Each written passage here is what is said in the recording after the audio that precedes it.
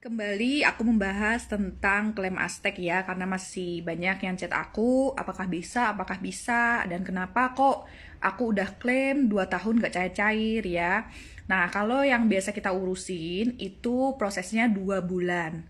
Nah, kayak ini mbaknya proses untuk suaminya karena suaminya itu sibuk banget kerja, jadi istri ini bantuin tapi tetap pakai data suaminya ya, karena yang bisa klaim itu hanya anaknya. Jadi kalau orang tua yang meninggal, suami atau istri atau anak kandung gitu ya, jadi di luar itu nggak bisa. Nah, ini mbaknya sharing dan kita pun juga sudah izin mbaknya. Dia katanya Aztek suaminya sudah cair ya. Semoga berkah gitu. Dan buat kalian yang udah cair Azteknya, atau misalnya nih kalian Azteknya itu tertunda, kalian akan dapat surat dari Azteknya. Jadi akan ngasih tahu. Nah, contohnya seperti ini. Nah, ini contoh suratnya ya. Jadi Aztek itu atau Lotompu akan ngasih surat ke kalian kalau pengajuan klaim kalian itu diterima atau ditolak. Jadi diterima atau ditolak pun akan diberikan pemberitahuan. Nah, biasanya itu bukan ditolak, tapi kalian ada dokumen yang kurang yang harus dilengkapi. Nah, pemberitahuan sekarang kalau misalnya keluarga kalian meninggal baik di rumah ataupun di rumah sakit, kalian lebih baik sertakan surat dari pihak medis, baik dari klinik maupun puskesmas atau rumah sakit. Jadi kalau yang meninggalnya di rumah, segera setelah meninggal, kalian ke puskesmas atau ke klinik terdekat untuk minta surat keterangan kematian. Biasanya mereka akan kasih, karena surat keterangan kematian dari medis itu akan dipakai untuk urus akte kematian. Tapi kalau akte kalian kematiannya sudah keluar, biasanya dari pihak medis nggak akan mau kasih. Nah, kenapa aku sarankan kalian minta surat dari pihak medis? Karena sekarang itu Aztek dia akan melakukan random check, ya. Jadi dari 100 orang yang nge-apply misalnya gitu, biasa dia akan ngecek 1 atau 2. Jadi ya hoki-hokian lah ya siapa yang kena cek. Nah, kenapa sih kok sekarang Aztek melakukan pengecekan? Karena ternyata banyak oknum-oknum yang mereka itu mengemalsukan data kematian gitu ya. Nah, biasanya kalau yang kayak gitu, kita nggak akan urus tuh. Kenapa? Misal contoh, mbaknya ini sudah pulang Indonesia, orang tuanya meninggal pada saat di Indonesia. Tapi karena dia mau klaim Aztek, dia ubah tanggalnya. Jadi tanggal waktu dia masih di Taiwan. Nah, itu pasti akan ngecek oleh Aztek ya. Apalagi kalau misalnya kita hoki lah gitu ya, kena cek. Nah, kalau kita hoki kena cek, maka kita harus menunjukkan surat kematian dari rumah sakit. Biasanya kebanyakan yang merubah data itu pihak rumah sakit nggak mau ngasih surat. Karena kan pihak rumah sakit jadi bertanggung jawab dong. Jadi mending kalian yang jujur-jujur aja. Kita ngeklaim dana asuransi kematian buat yang sudah meninggal, nggak usah diubah-ubah datanya ya, dan diprosesnya dengan aman aja ya. Jangan mau kalau misalnya agent kalian atau orang yang ngurusin minta ngubah data, jangan mau ya, karena nanti akan bermasalah di Azteknya. Kalau Aztek udah sekali ketahuan kena perubahan data atau penipuan data, itu akan repot. Makanya sekarang kenapa kok teman-teman yang klaim lebih susah ya, karena Aztek itu pernah kena, dia ada satu oknum yang semua dia urus itu pemalsuan data. Jadi makanya sekarang Aztek melakukan pengecekan secara random ya. Kalau misalnya kalian nggak kena cek ya, kayak mbak ini dia nggak kena cek, jadi akan langsung dapat surat seperti ini menyatakan sudah mengajukan kematian atas nama almarhum gitu ya. Terus gajinya yang diajukan pada saat itu berapa nih, 22.917. Jadi karena orang tua maka dia kena 3 kalinya ya, 3 kali gajinya dapatnya 68.751.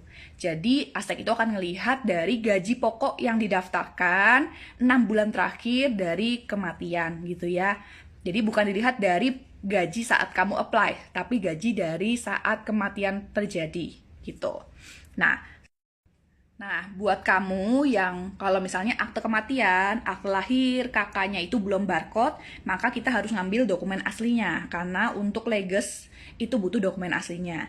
Tapi kalau kakak, akte lahir, atau akte kematiannya itu sudah ada barcode ya, itu kan Teto bisa mengecek langsung, itu nggak perlu dikirim dokumen yang asli, cukup scan aja ke kami gitu. Nah, untuk kalian yang ada dokumen asli, kita akan kirim balik juga setelah proses selesai, jadi nggak usah khawatir dan sudah tidak ada biaya tambahan, kecuali kalau kalian minta dikirimnya ke Indonesia ya, kita hanya kirim ke Taiwan, itu tidak ada biaya tambahan, tapi kalau kirimnya ke Indonesia, itu akan ada biaya tambahan gitu. Jadi buat teman-teman yang mau klaim, disiapkan data-datanya, apa aja, akte kematian, kakak kamu atau akte lahir kamu, KTP kamu, paspor, ERC, slip gaji, terus kemudian buku tabungan ya. Nah, setelah itu kalian scan ke kami, kita akan cek dulu, kalau sudah oke, maka kita akan proses ya.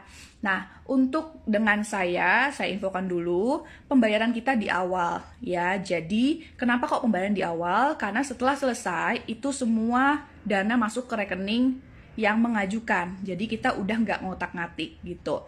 Nah, memang ada beberapa yang minta dananya di akhir atau dipotong dari dana yang klaim gitu ya, tapi kita enggak. Kenapa? Karena yaitu satu orang oknum yang salah bikin semua yang lain itu jadi kena korbannya ya. Kita nggak minta dana di akhir karena biasanya pasti hilang ya. Biasa PMI yang sudah ditolong ya, mereka kebanyakan hilang. Jadi kita minta di awal biar sama-sama enak ya. Jadi tidak ada curiga-curiga atau tidak ada pemikiran yang jelek-jelek tentang PMI-nya gitu. Jadi biar sama-sama enak. Toh juga kan kalian pengen dananya diurus, ya kita pengen ngurusin, jadi ya win-win solution. Kalau memang ternyata kalian keberatan, nggak apa-apa, nggak usah chat saya ya, kalian bisa minta tolong yang lain. Biasanya agent atau PT TKI kalian yang di Indonesia itu bisa ngurusin kok ya. Cuman dananya berapa, biayanya berapa, itu tergantung mereka mintanya berapa, itu beda-beda gitu ya.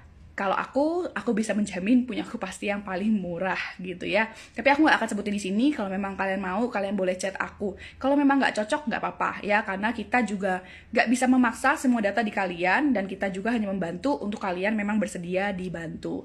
Terima kasih semuanya yang kalian dokumennya belum diproses atau belum selesai ya. Karena banyak yang ngechat aku ngasih tunjuk, "Cek kok aku di agent lain kok nggak selesai-selesai, atau di agent lain kok bermasalah begini ya."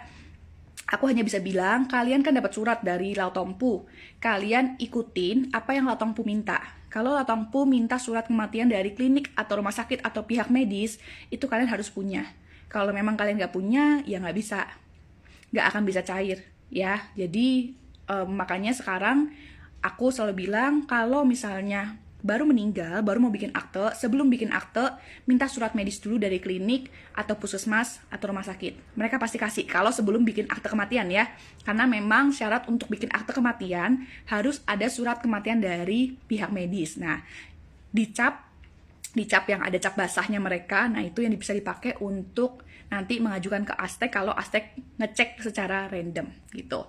Semoga bermanfaat ya, boleh di-share ke teman-teman kalian yang lagi cari informasi untuk klaim. Yang bisa klaim hanya formal ya, untuk informal itu nggak ada klaim ya, jadi hanya untuk formal, karena formal ada bayar Aztec. Terima kasih semuanya.